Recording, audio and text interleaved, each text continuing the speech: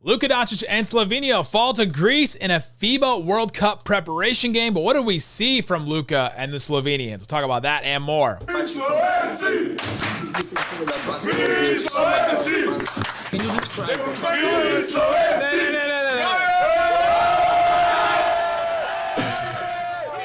Welcome. You are locked on to the Dallas Mavericks normally, but today we're going to be talking about Slovenia. We'll talk about Luka Doncic and his home country in FIBA preparation game. They played a game against Greece, and so I wanted to come in and jump in and talk about that game. Was able to watch it. If you're not able to watch some of these games, they're on the courtside 1981, 1891, whatever that app is. Paid for it. Watch the game, and then shout out to the Mavs blog and their channel for helping me get it afterwards, because apparently you can't watch them post live. So we'll see what happens, but we should be covering a bunch of these games. Wanted to get in here, and I want to share a couple of things. First of all, I want to share what I saw from Luka and then what we saw from Slovenia in this matchup.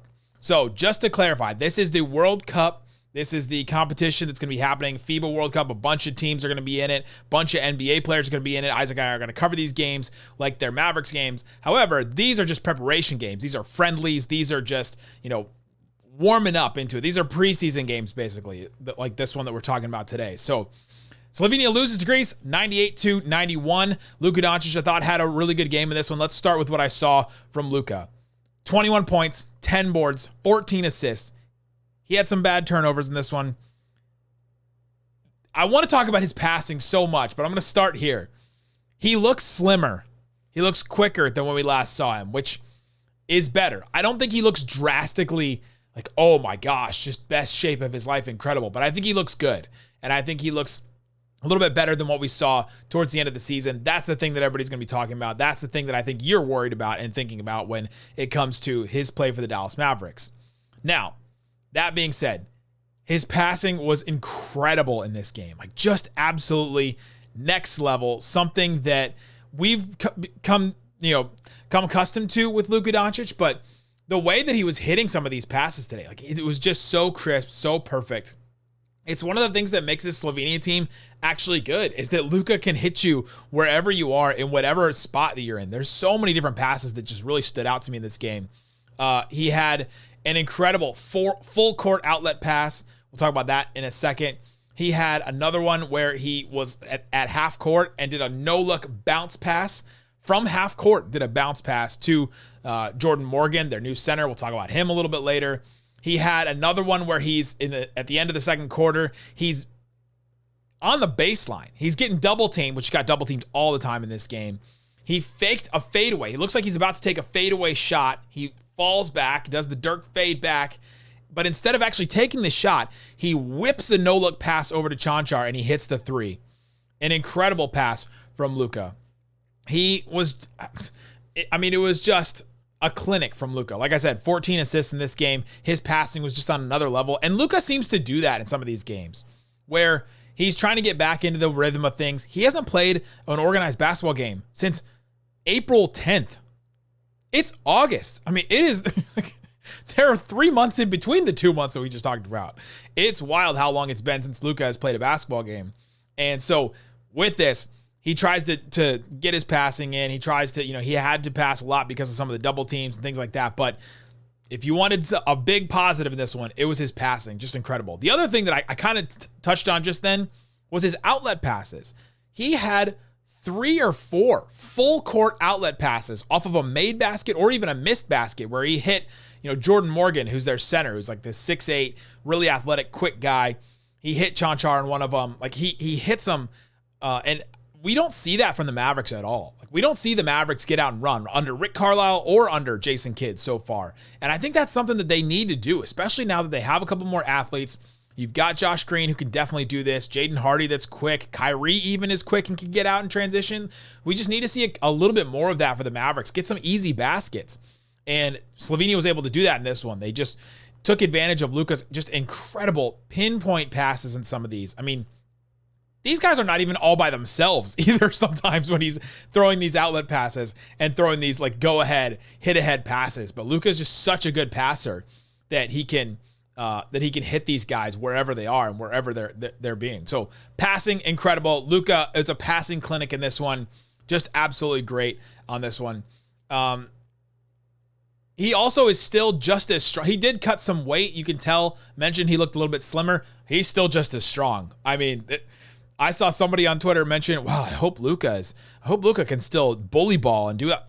I have no worries about that, because there's a moment in the first quarter, 3 minutes and 47 seconds left. It's all over Twitter. It's I think I tweeted it too. You can go at Nick Van Exit and go find that. But crossover, bumps his defender. And when he bumped the defender, the defender flopped a little bit, flailed on it, fell back like 5 feet.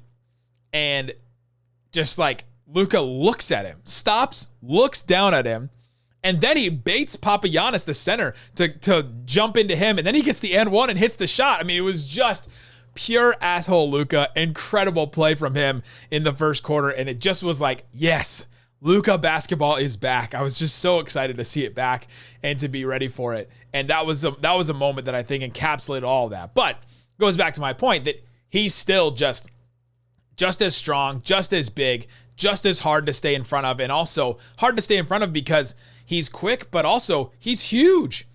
If you're a guard trying to guard him and stay with him and stay, like keep your feet in front of him, he's just going to bump you, and whether you're flopping or not, you're going to fall back. So he's down some weight, but he's just as strong. I have no worries about that. He was guarding centers in the post in this one as well too.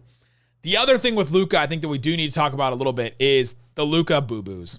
I'm going to start calling them boo-boos because they're not injuries. He's not hurt. But I don't know what they are, but I'm calling them boo-boos now. Second quarter, about 6 minutes about 6 minutes left in the second quarter, he gets a defensive rebound, and then two Greece players come at him. Not like Greece Lightning. two Greek players. I guess I'll say Greek players. Greece players. Two Greek players come running at him, and one of them undercuts his foot a little bit. Luka twists his ankle. He hobbles on it. He's late to come back on the other end on offense, but he stays in the game. And then in the third quarter, he has a Euro step. He Euro steps, drives, and he got hit right in the groin with a thigh or a knee. It wasn't in the Grady Dick. It was just in the thigh. And he's it was bothering him on the next possession, so he was kind of limping on that too. And then in the third quarter, about 30 seconds left, he comes up limping again after he drives against Thanasis Antetokounmpo, Giannis's brother. Giannis did not play in this game. He had a procedure to clean up his knee at the beginning of July, so he's not I don't know when he's supposed to play in FIBA. He's on the roster, but he's not supposed to play in some of these prep games. But Thanasis, his brother, comes over, doubles him, and Luka was holding his calf after the game. So just a bunch of different little things here and there. But I'm not calling them injuries anymore. I'm not falling for it. You've heard the announcers fall for it for years. I'm not. They're boo-boos. He stayed in the game after all these and closed the game out. So it's not like they were bothering him to the point where he got taken out. This is a friendly. This doesn't matter. So take that as you will. I'll leave it at that. Take that as you will. There you go. All right. Coming up, let's get into what we saw from Slovenia. I got a couple other thoughts on their bigs. I got some thoughts on them creating offense, and then why they lost this game. What caused Slovenia to lose this game against Greece? We'll talk about that coming up. But before we do, let me tell you about Ibotta. Ibotta has you covered. If you buy things, if you are somebody that, is taking a summer vacation that you've been planning, but you're dreading buying all the necessities before you take off or while you're there, it's time to stop spending your hard-earned money without getting anything in return. Enter Ibotta. Ibotta gives you cash back on hundreds of grocery items, from produce to personal care to pantry goods, so you can make sure that you're beating inflation no matter what you're purchasing. The average Ibotta user earns $120 per year. Now, that's earns. That doesn't that's not just saves. That you get money back with this. So other apps give you points. They don't add too much. With Ibotta, you get real cash back when you cash out to your bank account, PayPal, or gift cards. Right now, Ibotta is offering our listeners $5 for just trying Ibotta by using the code LOCKEDON when you register. Again, that's Ibotta, I-B-O-T-T-A, Ibotta. Go to the App Store, Google Play, download the free Ibotta app. Use the code LOCKED when you do it. Ibotta, I-B-O-T-T-A, in the Google Play or App Store. Use the promo code LOCKED.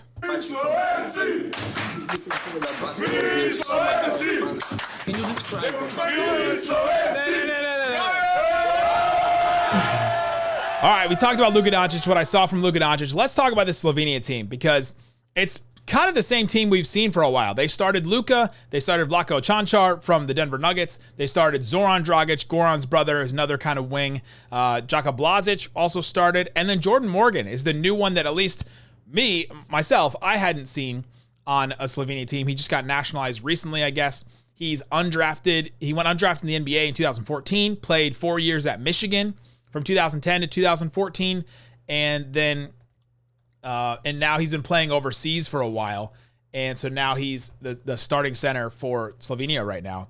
I'm going to start there with the center spot because Jordan Morgan can do some great things. I think he was the second leading scorer for Slovenia in this game. Luka hit him on a ton of passes. He's incredibly athletic, really quick, and all that.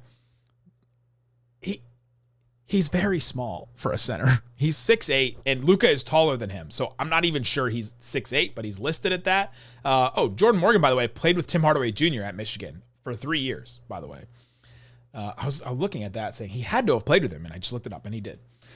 But Jordan Morgan, 6'8", he's just really small for a center. He's very quick. He can catch some lobs. He's not getting up there like Dwight Powell does, but he still does. Is Luka just like doomed to always play with small center? We need Derek Lively to be good. I need him to be good, just so the Luka can play with an actual 7-footer at some point, because he's been playing with these 6'8", 6'10". Even Mike Tobey, we'll talk about in a second. Even Mike Tobey is 6'10" and not a full like 7'3", like Rudy Gobert, somebody like that. Can Luka just play with an actual center at some point?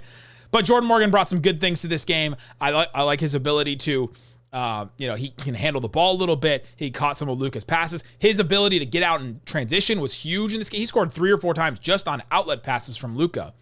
They also tried Dimic a little bit. He's a little bit of a bigger center. I don't even think he's a 7-footer, though. He had some good moments. I don't know why Mike Tobey didn't play. We're used to have seeing Mike Tobey play. He's on the roster. I must have missed why he didn't play, so I'm sure someone in the comments will tell me why he didn't play, but I'm worried about the bigs. I'm worried if that's your big rotation, if Mike Tobey's not going to be back in it. I'm worried if that's going to be your big rotation and you're just going to go like that. I'm worried about the defense specifically. And I don't know that Jordan Morgan steps out and hit the 3. He hasn't really in Slovenian play, so you're not spacing the floor. You've got the pick and roll game, but it's just going to be like the Mavericks with Dwight Powell. That's kind of what it feels like to me. So I'm worried about the bigs in that spot. I'm also thinking about with Slovenia, they've got to have somebody else step up and create offense. Goran Dragic is gone. He's not coming back. He's not coming back for this competition at least. And so they need someone else to step up. It's kind of been the same guys that we've seen in the 2020 Olympics, which was actually in 2021, when Slovenia made a good run. It was Klemen Prepelic. He's the one that stepped up. He was the second leading scorer, averaged like 15 points a game, and he was the one that stepped up. He didn't even start in this game. So they're not looking to him to step up. Is it Blazic? Is it Cancar and Dragic? Like Cancar and Dragic are more like, we're going to finish stuff. We'll hit threes. We'll cut. We'll, get out in transition. They're not guys that are really going to create offense. So who's going to do that if Luka's not going to be on the floor? Or even if Luka's on the floor, who's the secondary creator? I'm curious about that. And who else is going to step up? The reason why Slovenia lost this game, they missed so many free throws. So Luka missed 6 himself. Other players missed a bunch on this team. It's another thing that plagues the Mavs that is now plaguing Slovenia, at least in this first preparation game. They missed a bunch of free throws. If they just hit a decent amount of their free throws, they win this game. Greece also hit a ton of threes. I mean, they were on fire. Not in the first half. I think in the first half, what were they? They were 4 of 13 in the first half. Greece was 4 of 13 in the first half from 3, and they just went nuclear in the second half and hit a ton of threes, and it was a really big deal. Papa Nicolau was like 5 of 5 from threes in this one, at least late. He may have hit one more, but they hit a ton of threes, so law of averages, that comes down a little bit. Slovenia makes a couple more. They also just had they had a chance late, even despite they lost the game because of the free throws and Greece hitting a ton of threes. But even still, they had a couple of chances late. They made some bad mistakes. Luka had a turnover on an inbound late. That was a bad one. Thanasis got him on that one. And then there was another missed defensive rotation on a drive. And so I think it was Blazic that was not in the right spot and got driven by. And it was just a really bad defensive play, especially late in the game. So this is what these games are for. Preparation games. They're preparing you to get ready for the next level, to get ready for actual play. So they're going to have a lot more of these, but felt like a warm-up game, especially towards the end. Although we saw some really good things from Luka. Passing was incredible, absolutely great. And I'm excited to see more. We'll have you covered for a lot of these games going forward. I think, let me pull up the schedule. I know that they play Greece again on the 4th, which is Friday.